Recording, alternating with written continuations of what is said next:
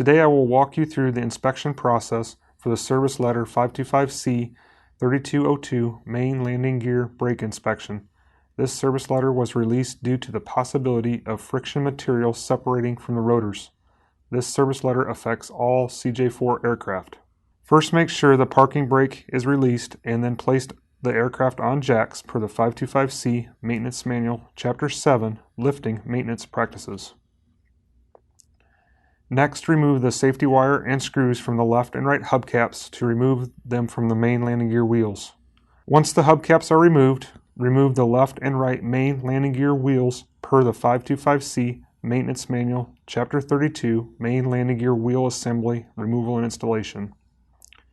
Now you will need to complete the Meggitt Aircraft Braking System Service Bulletin 90006022-32-01 by inspecting each side of the four rotors on each brake stack to determine if the friction material is missing.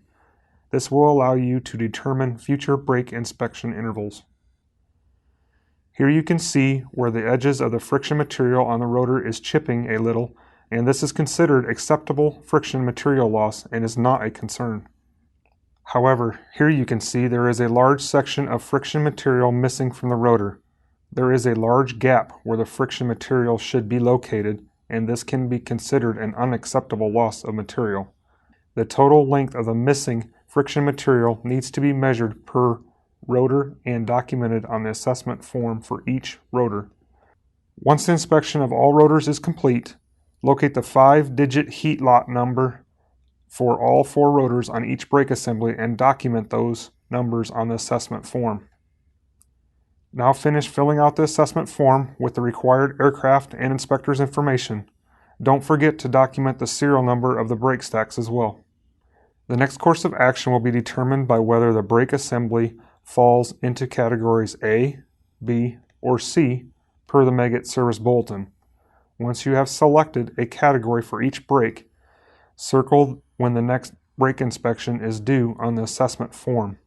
If the brake assemblies have a different number of landings, or if there is a difference in the next inspection interval, use the more stringent inspection criteria for both brake assemblies. Make sure that you return the assessment form to Team CJ by email at smallcabinteam@cessna.textron.com. Also, make sure that you state on the MTR what the inspection interval will be so that SESCOM can update your aircraft records.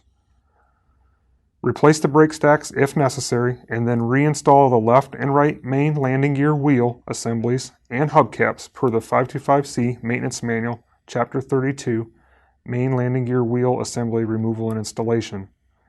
This completes the inspection on the main landing gear brake assemblies.